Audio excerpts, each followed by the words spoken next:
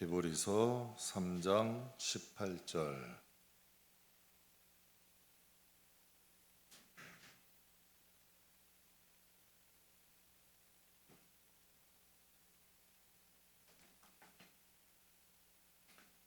히브리서 3장 18절 우리 다 찾으셨으면 함께 봉독하겠습니다.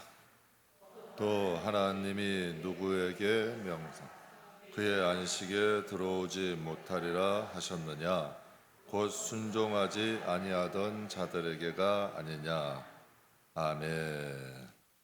믿음과 순종의 관계라는 제목으로 잠깐 은혜 나누도록 하겠습니다. 믿음은 바라는 것들의 실상이요 보이지 않는 것들의 증거다라고 성경은 말씀하고 있습니다. 믿음이라는 것은 당차 되어질 현실이고 보이지 않지만 실제 하는 것을 믿음이라고 합니다. 그런데 이 믿음이 우리의 현실이 되기 위해서는 하나님 말씀에 대한 순종이 필요합니다. 믿음만 가지고서는 현실이 안 돼요. 성경을 보면 그러니까 이게 하나의 영적인 공식이라고 생각하시면 됩니다. 믿음과 순종은 관계가 있어요. 그러니까 이 믿음을 순종할 때에 우리가 그 실상과 약속의 장소로 가게 된다는 거죠. 믿음은 바라보는 것이고 보이지 않아요. 근데 순종하고 따라가다 보면 그것이 현실이 되어지는 거죠. 이스라엘 백성은 약속의 땅 알지 못했어요. 아브라함도 어디로 갈 바를 알지 못하고 하나님 말씀에 순종해서 간 거죠. 근데 사람들은 현실을 원해요. 눈에 보여지기를 원하죠. 근데 하나님은 약속을 주세요. 그래서 이스라엘 백성들에게도 먼저 약속을 하시고 그 약속에 순종하며 나아갈 때에 그 믿음이 현실이 됩니다. 저는 저와 여러분이 믿음이 있다고 하면 그 믿음을 온전케 하는 것은 순종이라는 것. 이 믿음과 순종의 관계를 제대로 성립할 때 우리의 믿음이 좀 더 튼튼해지고 또 이 세상의 유혹 가운데서도 승리하고 열매 맺는 신앙인들이 될 줄 믿습니다. 이스라엘 백성들은 분명히 하나님께 부름을 받았죠. 그래서 선민이라고 얘기를 합니다. 그럼 여러분은 하나님께 부름받은 하나님의 자녀들이 맞나요? 하나님이 부름받았죠. 하나님을 부름받지 않으면 하나님 앞에 나올 수가 없습니다. 하나님을 아버지라고 부르는 것도 불가능하죠. 그러니까 이스라엘 백성들이 선민으로 택하심을 입은 것처럼 우리도 하나님께 부르심을 받은 거예요. 그래서 시내산에서 하나님께서 이스라엘 백성들에게 부름을 받았으면 그냥 이스라엘 백성 가나안 땅 갔나요? 아니에요. 시내산이라는 곳에서 약속을 하셨어요.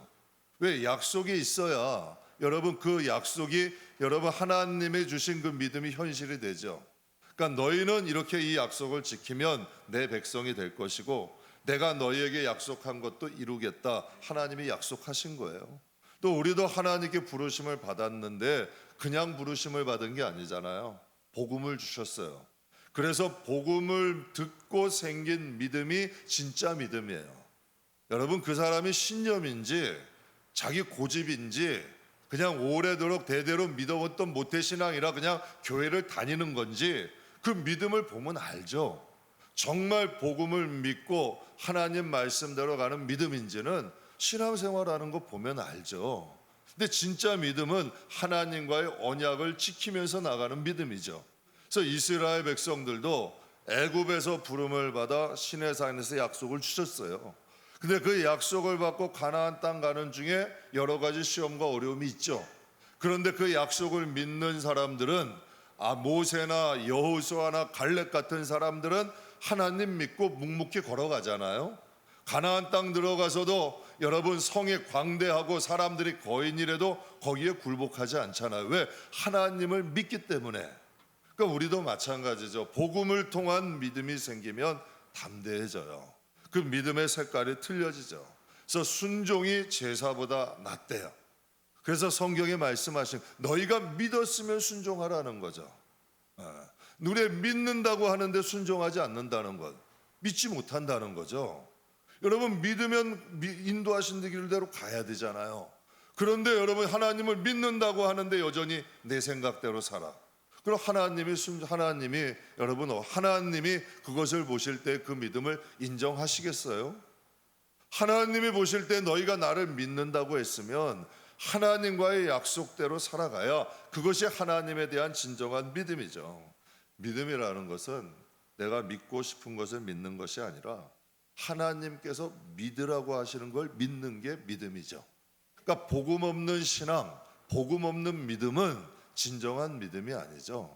그래서 우리가 복음에 믿고 복음을 순종하며 나아갈 때 거기에 믿음의 성장도 있고 열매도 있고 변화가 있고 여러분 하나님의 은혜가 있죠. 아브라함이 자식이 하나도 없었어요. 그런데 하나님이 아브라함에게 나오라고 하세요. 장막에게. 그러더니 밤하늘의 별들을 보면서 이런 말씀을 하세요. 저 밤하늘의 별들이 보이냐? 여러분 지금도 시골 가면 별이 많아요, 적어요?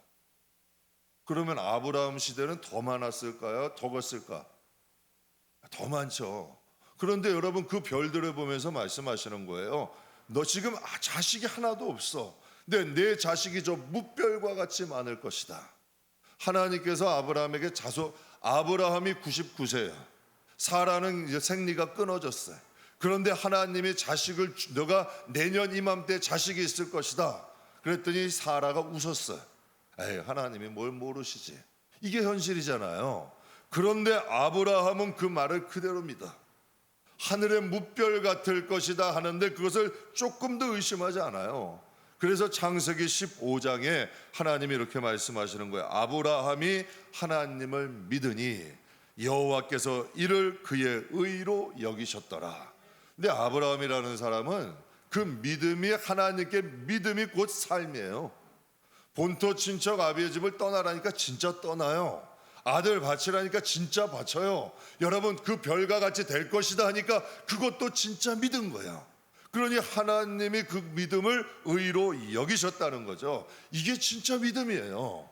여러분 하나님을 믿는다 하는데도 조금만 상처받고 조금만 어려운 일 있으면 교회부터 안 나와요. 여러분 그건 믿음이 아니죠. 아무리 상처가 있고 깨지고 사람과의 관계가 있어도 하나님과의 관계는 변함이 없어야 돼요. 사람과의 관계는 사람과의 관계고 하나님과의 관계는 하나님과의 관계죠. 제가 임 목사님하고 부부싸움 했어요. 하고 오늘 새벽 예배는 쉬겠습니다. 그 교회는 나오면 안 돼요. 안 되는 거죠, 당연히. 개인 인생 어떠한 일이 있어도 하나님과의 관계는 하나님과의 관계죠. 믿음의 관계예요. 집안에 아무리 어려운 일이 있고 힘든 일이 있고 내가 상처가 있고 괴로운 일이 있어도 하나님과의 관계는 흔들림이 없어야 돼요. 이게 진정한 믿음이죠. 야고보서의 저자는 야고보 사도예요. 근데 이 야고보서의 저자 야고보 사도는 예수님의 진짜 친동생이에요. 마리아의 아들이에요. 그는 30년 동안 예수님과 같이 한 집에서 살았어요. 그리고 그는 예루살렘 교회를 이끌던 지도자예요. 그는 누구보다도 예수님을 잘 알겠죠. 같이 사는 사람만큼 그 사람을 잘 아는 사람이 어디 있어요? 예수님을 잘 알아요. 그리고 초대 이 예루살렘 교회를 이끌어갔던 지도자예요. 그가 믿음에 대해서 이런 말을 해요. 행함이 없는 믿음이 너희를 구원할 수 있겠느냐? 그럼 다시 얘기하면 행함이라는 게 뭐예요? 순종하지 않는 믿음이, 너희가 하나님께 하겠습니다 했는데 순종하지 않는 믿음이 너희를 구원할 수 있겠냐는 얘기예요. 여러분 순종하지 않는 믿음은 힘이 없어요. 여러분 그 힘이 없어요. 믿음도 변질된 믿음이 있어요. 믿음도 여러분 가짜가 있어요. 믿음도 여러분 짝퉁이 있다는 얘기야. 그러니까 하나님이 그 믿음을 증명을 무엇으로 하겠냐는 얘기예요. 순종을 통하여 그 믿음의 진실함이 증명되는 거죠. 저 성경이 이렇게 말씀하세요. 영혼 없는 몸이 죽은 것 같이 순종하지 않는 믿음은 그 자체가 죽은 것이다. 믿음이라는 형체는 있어도 생명이 없고 능력이 없는 믿음이라는 거죠. 구원은 믿음으로 얻습니다. 여러분 이게 어마어마한 일 아니에요. 구원이라는 사건은 사망에서 생명으로 옮기는 거예요. 여러분 믿음이라는 것은 사망에서 생명으로 죽을 몸이 죽지 않는 것을 입어요. 그럼 그게 능력이 있겠어요? 없겠어요? 당연히 그 믿음에 능력이 있는 거죠. 그 믿음엔 하나님의 생명이 있는 거죠. 그래서 믿음을 동전으로 비유하자면 믿음의 뒷면을 순종이라고 합니다. 그렇다면 믿음이 그 온전함을 증명하려면 뭘로 하겠어요? 여러분, 제가 아무리 여러분에게 미사역으로 하고 아무리 제 자신을 PR을 잘해도 여러분이 여러분 그 말 믿겠어요? 제 행동을 보고 제 삶을 보고 여러분이 그것을 판단하지 않겠냐는 얘기예요. 그럼 하나님은 우리가 예수 주여 주여 한다고 다 하나님께서 구원하신대요? 성경이 이렇게 말씀하세요. 주여 주여 한다고 다 하나님 나라 가는 게 아니라 하나님의 뜻대로 행하는 자들이 하나님에 간대요. 즉 다시 말해서 하나님의 말씀에 순종하는 자들이 그 믿음을 증명하는 거예요. 그러니까 믿음과 순종은 이런 관계가 있죠. 여러분은 사람 다 믿으세요? 사람 다 믿었다면 큰일 나죠. 그 사람의 행동, 그 사람의 삶이 그 사람을 믿을 수 있는지 없는지가 증명이 되잖아요. 제가 예전에요, 한 교인분이 교회에 오셔서 처음 이제 오셔서 대화를 하는 중에 이런 대화가 됐어요. 목사님, 제가 어떻게 목사님을 믿습니까? 이걸 대놓고 말씀을 하시더라고. 그래서 그랬죠. 근데 마음에 그런 마음이 들어요. 솔직한 말 아니에요? 그 솔직한 말이죠. 처음 본 목사를 어떻게 믿어요? 믿을 수 없죠. 믿는다는 것 자체가 이상한 거예요. 그래서 여러분 교회에서도 청빙가자 가면은 맨 처음에 나와가지고 가방 들어주고 목사님 최고라고 하는 사람을 조심하래.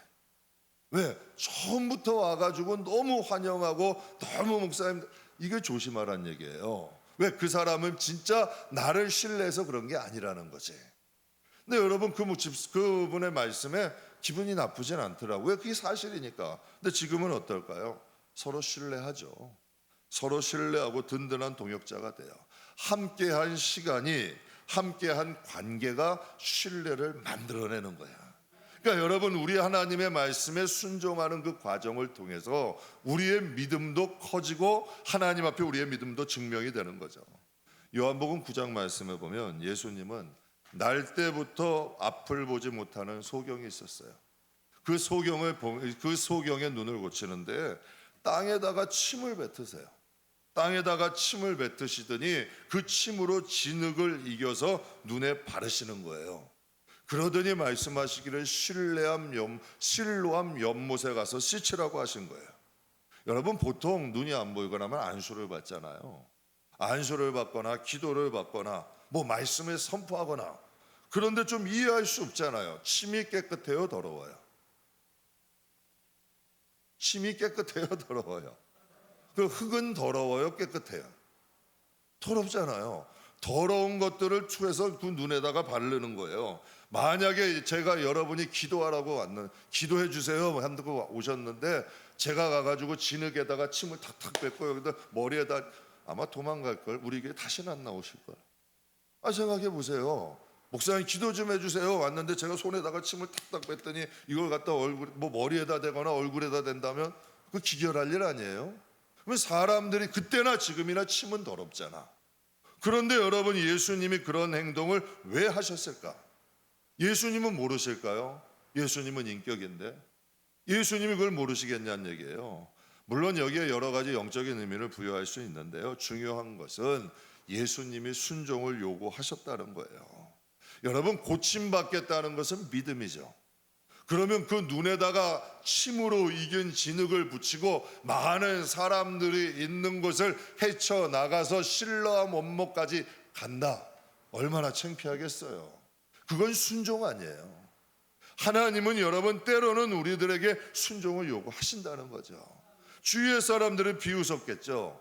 예수님도 욕하고 여러분 그 눈에다가 침으로 익은 진흙을 붙이고 실로암 목까지 가는 그 사람도 정상은 아니라고 보겠죠. 여러분, 우리가 예수 믿다 보면 그런 얘기 듣지 않아요? 여러분, 예수 믿는데 바보라는 소리 한번 안 들으면 그건 여러분 매력이 없는 거예요. 예수 믿으면서 바보라는 소리는 기본으로 들으셔야 돼. 예수 믿는데 여러분, 예수님도 그런 말씀 들으셨는데요, 예수 믿으면서 무시 한번 안 당해봤다면 여러분 그건 진짜 믿음의 매력이 없는 거야.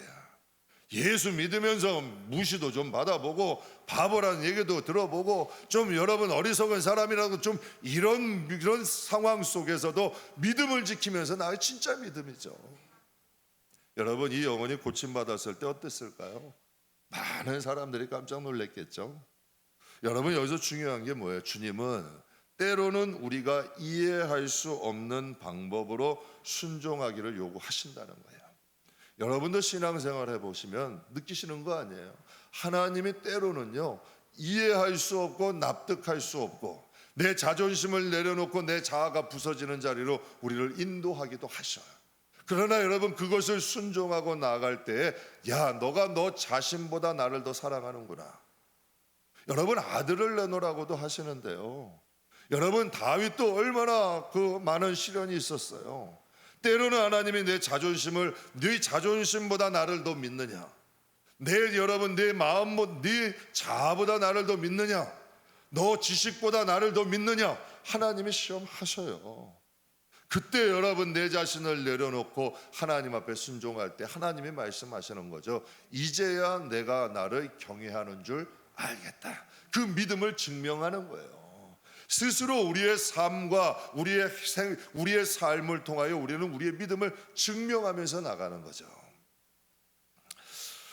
제가 전도사 시절인데요. 당시 종교서적 베스트셀러 간증집에 실렸던 한 내용이에요. 한 목사님이 병이 들어서 일어나지도 못하는, 물 한 모금도 삼키지 못하는 환자에게 일어나지도 못해. 물 한 모금도 삼킬 수 있는 기력이 없어요. 사람이요 기력이 없으면 밥을 못 먹는 게, 밥을 먹고 소화시킬 기력이 없어지는 거야. 이분은 물을 삼킬 만한 기력조차 없는 분이야.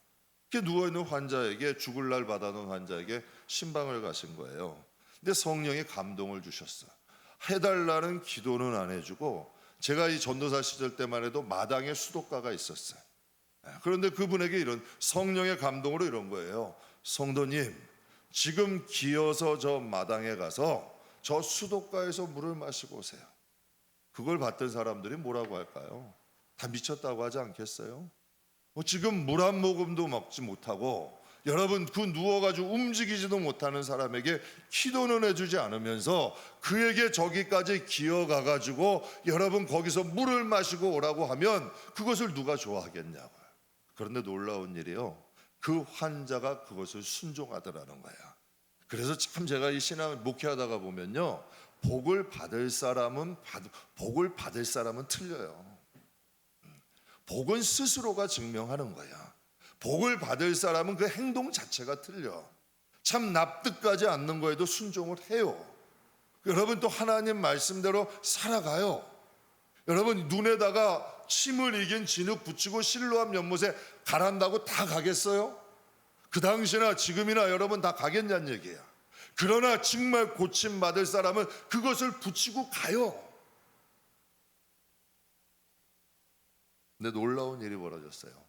목사님이 그 말씀에 순종하고 기도해주고 오신 다음부터 그분이 밥을 달라, 미음을 달라 그러더래. 물을 마시기 시작하고 미음을 마시기 시작하시더니 그리고 얼마 후에 이 환자분이 회복되었다는 거예요. 여러분 성경에 보면 열왕기하 5장에 보면 나만 장군이라는 사람이 나와요. 그는 아람 군대의 군대 장관이야. 그가 여러분 문둥병이 걸렸잖아요. 그런데 이스라엘에 엘리사에 대한 소식을 듣고 많은 선물을 가지고 엘리사를 찾아갔어요. 그랬더니 엘리사가 만나주지도 않아요. 군대 장관이에요. 여러분 많은 사람들을 호위받아서 딱 갔는데 여러분 엘리사는 만나주지도 않고 그에게 이런 말 한마디 던져요. 요단강 가서 7번 몸을 씻으려고 가라고 그래요. 그냥 얼굴도 마주하지 않아. 그러니까 화가 난 거죠. 여러분이라면 화나지 않겠어요? 그런데 여러분 거기서 화가 났는데 그 여종의 말에 믿고 요단강 가서 7번 몸을 씻었더니 여러분 거기서 질병이 나요. 여러분 하나님이 무엇을 우리에게 말씀하시는 거예요? 우리는 무엇인가 우리 생각대로 우리만의 무엇인가를 가지고 있어요. 근데 하나님은 때로는 우리에게 순종을 요구하시는, 말도 안 되는 것에 대한 순종을 요구하실 때가 있어요. 그래서 여러분이 영적인 삶을 살 때는 분별을 해야 돼요. 하나님이 여러분 가까이에 계신 것을 우리는 모르고 지나칠 때도 많아요. 하나님은 사람을 통해 우리에게 다가오기도 하시고 환경을 통해 우리에게 다가오기도 하시고 하나님이 우리의 곁에 계시는 경우들이 있다는 거죠. 그런데 우리가 그 말씀을 순종할 때 하나님의 역사는 일어난다는 거예요. 오늘 본문 말씀에 또 하나님이 누구에게 맹세하사 그의 안식에 들어오지 못하리라 하였느냐, 곧 순종하지 아니하던 자들에게가 아니냐라고 말씀하셔요. 여러분, 안식이라는 건 구원이죠. 그들이 구원받지 못한 이유는 뭔가요? 믿지 않아서 아니에요. 믿지 않아서가 아니에요. 순종하지 않았기 때문이에요. 여러분, 그들이 순종하지 아니하였기 때문에 약속의 장소에 안식에 들어가지를 못했대요. 근데 성경에 보면 불법을 행한 사람이나 여러분 불순종한 사람이나 같은 선상에 하나님을 놓으셨어요. 불순종이라는 게 무슨 뜻인가요? 하나님과 다른 길을 가는 사람이에요. 교회를 다녀도 하나님과 다른 길을 가는 사람이 있어요. 교회를 다녀도 하나님의 말씀과 다른 길을 가는 사람이 있어요. 이건 하나님의 말씀의 불순종이라는 얘기죠. 그래서 실제로 광야의 1세대는 시내산에서 하나님의 언약까지 받았지만 그들은 광야의 가나안 땅에 들어가지를 못해요. 그러니까 하나님이 우리에게 주신 교훈이죠. 사사기 시대를 영적인 암흑 시대라고 얘기를 해요. 근데 그들에게 대해서 사사기 21장에 이렇게 말씀하세요. 그때에 이스라엘에 왕이 없으므로 사람이 각기 자기의 소견에 오른 대로 행하니라. 왕이 없긴 왜 없어요? 하나님이 계시잖아요. 하나님이 왕이시잖아요. 그런데 자기 소견에 오른 대로 행했다 그랬어요. 하나님은 여러분 우리에게 세 가지로 말씀하세요. 하나님은 신이시고, 하나님은 왕이시고, 하나님은 아버지예요. 그러니까 하나님이 우리의 통치자가 돼야 된다는 거죠. 하나님을 우리의 왕을 인정하고 하나님의 말씀에 순종하는 자들에게 하나님의 역사가 일어나는 거예요. 성경은 말씀이 하나님이라고 말씀하세요. 말씀이 하나님이래요. 그리고 하나님은 곧 말씀이라고 말씀하셔요. 그래서 요한복음 14장에 보면 예수님이 아주 중요한 말씀을 하세요.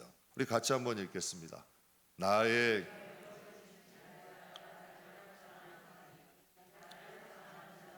내 아버지께 사랑을 받을 것이요 나도 그를 사랑하여 그에게 나를. 어떠한 자가 주님을 만난다고요? 나의 계명을 지키는 자라야. 나를 사랑하는 자래요. 나의 계명은 곧 복음을 의미하죠. 우리가 복음을 지킬 때에 하나님이 우리를 사랑하신대요. 그리고 복음을 지킬 때에 주님이 우리에게 나타나신다는 거예요. 우리가 아무리 때를 쓴다고 주님이 우리에게 오시지 않아요. 우리가 하나님의 말씀에 순종할 때 그분이 다가오시는 거예요. 우리가 부름을 받은 것은 하나님이 우리를 부르신 거예요. 우리가 먼저 하나님을 찾은 게 아니라 우리가 하나님을 먼저 찾은 게 아니라 하나님이 우리를 선택하셨죠. 그래서 우리가 하나님을 만나길 원하고 하나님의 은혜를 경험하길 원하고 정말 하나님의 은혜가 우리의 영혼과 가정에 임하기를 원한다면 하나님의 말씀이 여러분의 영혼과 가정에 살아있어야 돼요.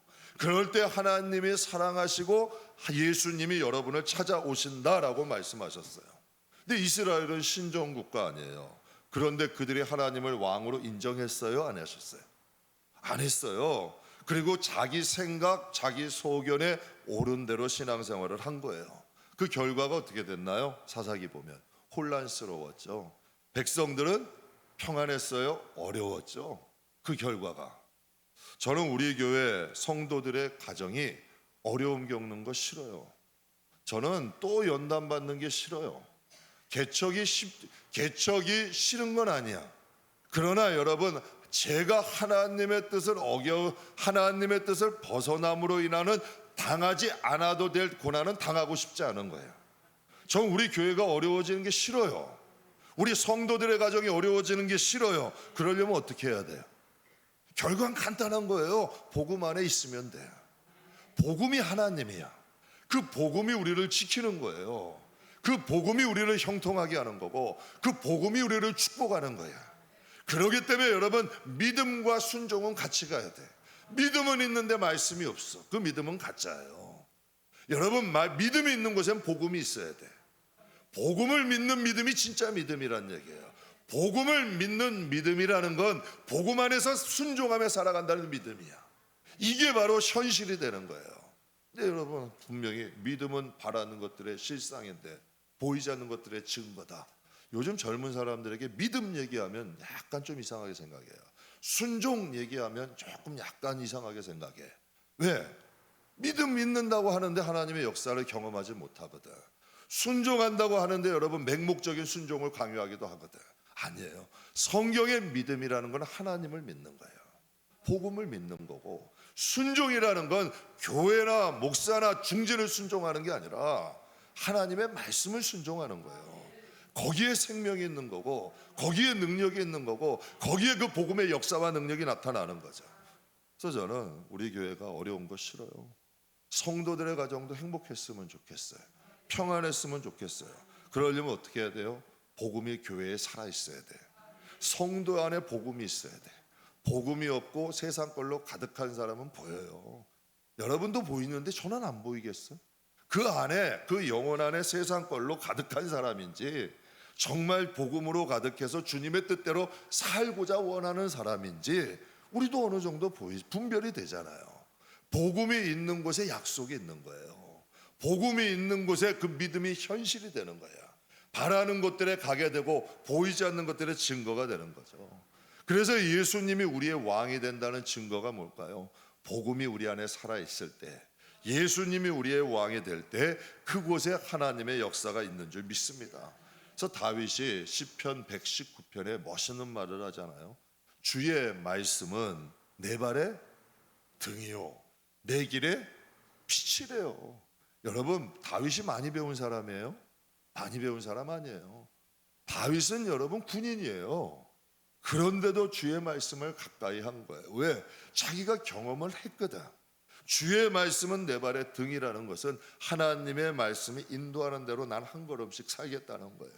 주의 말씀이 내 발의 빛이라는 것은 주님이 인도하시는 대로 살겠다는 거예요. 근데 저만 이 말씀이 조금은 이제는 믿어져. 하나님의 뜻대로 가면 고난은 고난이, 아까 우리 찬양 불렀죠? 고난은 고난이 아니에요. 아픔도 아픔이 아니에요. 상처도 상처로 끝나지 않아. 하나님은 반드시 거기에 하나님의 역사가 있어요. 그래서 우리가 하나님을 믿는 거 아니에요? 그래서 사도 다윗이 주의 말씀은 내 발의 등이요 내 길의 빛이다. 참 멋있는 말이잖아요. 여러분의 인생에, 여러분의 길에, 여러분의 인생의 길에 하나님의 말씀이 등이 되고 빛이 된다면 전 여러분의 삶은 하나님이 책임지시는 거예요.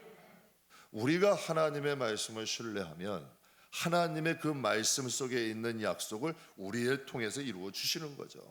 그래서 사무엘상에 사무엘을 통해 말씀하셔요. 순종이 제사보다 낫고 듣는 것이 수양의 기름보다 나으니. 여기서 순종이라는 것은 순종이 남용됐어요. 그냥 무슨 사람들 가운데 대화에서도 순종하지 않, 그러니까 자꾸 순종이 남용되는 거예요. 순종이라는 단어는 하나님께 쓰는 거예요. 믿음이라는 단어도 하나님께 사용하는 거예요. 이 믿음을 통하여 구원을 받는데요, 순종을 통하여 여러분 하나님과의 관계가 증명이 되는데요, 이게 얼마나 거룩한 단어고 존귀한 단어고 좋은 단어인데요. 그래서 우리가 듣는 것이, 하나님의 말씀을 듣는 것이 수양의 기름보다 낫대잖아. 여러분, 마르다가 어땠어요? 상다리가 부러지, 예수님이 오셨으니까 상다리가 부러지게 어떻게 하든지 상차려 드리려고 한 거 아니에요. 근데 마리아는 예수님 발 밑에서 턱 받치고 말씀 듣고 있는 거예요. 그랬더니 마르다가 와가지고 예수님 저 마리아 좀 야단쳐서 빨리 와서 나 좀 돕게 해주세요. 근데 예수님이 하신 말씀이 명답이잖아요. 너가 한 가지만 하든지, 아니 안 해도 괜찮아. 그 대신에 여러분, 마리아는 좋은 것을 택했으니 그는 뺏기지 않을 거야. 하나님의 말씀에 청종하는 게 수양의 기름이면 당시 최고의 예물이야. 최고의 예물보다도 하나님 말씀을 청종하면 생명이 들어가거든. 하나님 말씀을 들어가면 영혼이 살거든. 영혼이 소생하는 거예요. 여러분, 배고프고 굶주릴 때 밥 먹으면 어때요? 눈이 밝아져. 한 번은 시장했어요. 거기다가 여러분 단 식혜 한 잔을 딱 먹으니까 눈이 밝아지더라고. 아니 배가 고프고 막 그런데 목마른 상태에서 식혜 한 잔을 여러분 싹 먹었더니 눈에서 막 빛이 나는 거야. 온 세포가 깨어나더라고. 사랑하는 성도 여러분, 하나님의 말씀이 우리의 영 가운데 들어가면 영이 힘을 얻는 거예요. 능력을 얻는다는 거죠. 그래서 순종이 제사보다 낫고, 순종이라는 단어는 아무 때나 쓰는 게 아니에요. 순종, 제가 여러분에게 뭐 순종하세요, 여러분 이건 잘못된 얘기예요. 순종이라는 단어는 하나님 말씀에 사용하는 거예요. 하나님 말씀에 순종하면 그건 제사보다 나아요. 하나님 말씀을 청종하면 수양의 제물보다 낫다는 거죠. 제가 목회를 하다 보면 두 부류의 성도들을 만나게 돼요. 신앙에 대한 지식은 참 많아. 저도 모르는 것들을 막 그냥 술술술술술 하는 분들이 있어. 구약에 보면 무슨 제사가 있고 뭐가 있는데 막 술술술술 얘기해요. 그런데 신앙을 머리로 배웠어. 지식이 행동이 되지는 않는 거예요. 행동은 전혀 아니야. 머리는, 지식은 여러분 정말 저도 모르는 지식이 있는데 그의 삶과 행동은 전혀 신앙과는 멀어. 근데 참 이상하게요, 신앙의 지식은 제 신앙의 지식과 체계는 좀 부족해. 그런데 말씀을 살아내는 분들이 있어요. 그게 여러분 과거 우리 초대교회의 우리 여러분 신앙인들과 지금의 신앙인들의 차이라고 보면 돼. 그들은 지식이나 체계는 부족했어요. 그러나 신앙을 몸으로 배운 사람들이야. 몸으로 여러분 배운 사람들이에요. 일꾼이죠. 누가 시켜서 주의를 하는 사람들이 아니야. 하나님을 위해 사는 것이 당연하고 하나님을 예배하고 따르는 것들이 몸에 익숙한 분들이에요. 제가 기관 사역을 할 때요, 개척교회 컨설팅을 많이 했어요. 개척교회 이제 시작하실 수 있도록 건물도 구해드리고 가서 성물이나 이런 것들 환경도 해드리고 또 가서 개척교회 사회도 많이 봐드린 적이 있어요. 그런데 그때 많이 개척교회 컨설팅이나 이제 사회도 많이 봐드렸는데 그때 가서 개척교회 이렇게 해드린 것과 제가 몸으로 부딪혀서 개척한 것 다 차이가 있을까요, 없을까요? 저는 깜짝 놀랐어요. 그래서 제가 반성하고 회개 많이 했어요. 야, 내가 그때 쉽게 말았던 거, 쉽게 여러분 그분들에게 말했던 것을 회개 많이 했어요. 내가 직접 몸으로 부딪힌 것과 그들에게 여러분 가르치고 지식으로 가르친 것과는 차이가 많더라고. 저는 정주영 회장의 명언을 참 좋아해요. 이봐, 해봤어? 여러분 진짜 우리가 이 막상 실전으로 부딪혀 보면 된다 안 된다는 무의미해요. 만약 여러분 실제로 부딪혀 보면 결과는 완전히 다르더라고. 현장에 나가서 믿음 안에서 살아보면 결과가 완전히 다른 경우가 많아요. 여러분 하나님께서 말씀하시고 감동을 주셨어. 근데 그것을 순종하면 나아가면 만사 형통이고 모든 게 여러분 다 술술술술 풀릴까요? 하나님 말씀 순종하면 힘들어요. 제가 여러분 솔직히 얘기해요. 하나님 말씀 순종하면 힘들어요. 하나님 말씀 순종하면 고생해요. 근데 하나님 말씀 순종하면 영혼이 자라요. 하나님 말씀 순종하면 거기에 열매가 있어요. 여러분이 한번 여쭤봐요. 세상에 쉬운 게 있나요? 쉬운 거 하나도 없어요. 하나님 말씀에 익숙해지는데 시간이 걸려요. 우리는 세상을 사는데 익숙해져 있어요. 우리의 생각이나 우리 마음이나 우리 육신이나 세상의 법과 식대로 사는데 익숙해 있어요. 그것을 여러분 하나님의 영적인 사람으로 하나님의 말씀에 순종하고 하나님 백성으로 살아가려면 어떻게 충돌이 없겠어요? 부서지는 체험도 하고 깨어지는 체험도 하고 무너지는 체험도 하죠. 그러나 부서지고 깨어지고 무너지는 만큼 우리 안에는 새 생명이 자라난다는 것을 기억하시길 주의 이름으로 축복합니다. 저희가 중학교 때죠. 중학교 때인데 저희 집이 학교 담장 옆에 있었어요. 학교 바로 옆에. 우리 부모님이 공부 좀 열심히 하라고 학교 바로 옆에다가 이사를 가신 거예요. 그런데 어느 날 주방에요, 벽에 금이 가기 시작하더라고. 콘크리트 두꺼운 벽이었어. 근데 금이 가기 시작하는데 그 금이 뭔가 했더니 나무 뿌리가 콘크리트 벽을 깨고 부수고 밀고서 나오더라고. 제가 깜짝 놀랐어요. 여러분 식물은 열이잖아요. 그런데 그것이 자라면서 밀고 나오니까 콘크리트 벽도 밀고 나오더라고. 여러분 우리 안에는 탁탁한 우리 옛사람 자아들로 단단하게 여러분 굳어 있는 게 우리 마음이야. 우리 생각이고. 그런데 여러분 이것이 깨어지려면 어찌 힘이 안 들어. 우리 안에 하나님 말씀이 들어오고 하나님 생명이 들어올 때 그것이 자라면서 이 딱딱한 껍데기들이 깨트려지는 거예요. 그래서 하나님 말씀이 다윗처럼 꿀송이 같아지는 거고, 하나님 말씀이 정금보다 귀한, 왜 꿀 같겠어요? 왜 여러분 정금 같겠어요? 하나님의 약속은 현실이 되니까. 저는 우리 성도들이 간증을 이현주 집사님 이번 주 간증 들으러 가는 사람 되지 말고 저는 간증하는 사람이 됐으면 좋겠어요. 그러려면 여러분 이러한 과정들을 거쳐야 돼요. 하나님의 말씀에 순종하는 것이 어렵죠. 삶으로 살아내는 것은 힘들죠. 그러나 그곳에 우리의 영혼이 자라게 되고 그곳에 하나님의 역사가 일어나고 열매가 있다는 것을 기억하시길 주의 이름으로 축복합니다. 여러분 성경에 보면 야고보서 2장에 이런 말씀이 있어요. 내 형제들아, 만일 사람이 믿음이 있노라 하고 행함이 없으면 무슨 유익이 있겠느냐. 여러분 믿음이 아무리 있어도 순종하지 않으면 아무 유익이 없다는 거예요. 순종할 때 열매가 있고 거기에 하나님의 유익이 있죠. 그래서 야고보서 2장 17절에 이와 같이 행함이 없는 믿음은 그 자체가 죽은 믿음이다. 오늘 본문 말씀 여러분 꼭 기억하시기를 바랍니다. 하나님이 누구에게 맹세하셨대. 하나님이. 여러분 참 무서운 말씀이죠. 우리는 구원을 사모하잖아요. 구원을 사모하잖아요. 하나님이 누구에게 맹세하사 그의 안식에 들어오지 못하리라 하셨느냐. 곧 순종하지 아니하던 자들에게가 아니냐. 이스라엘 백성들은 하나님의 백성이었지만 하나님의 말씀에 순종하지 못함으로 약속의 땅에 이르지를 못했습니다.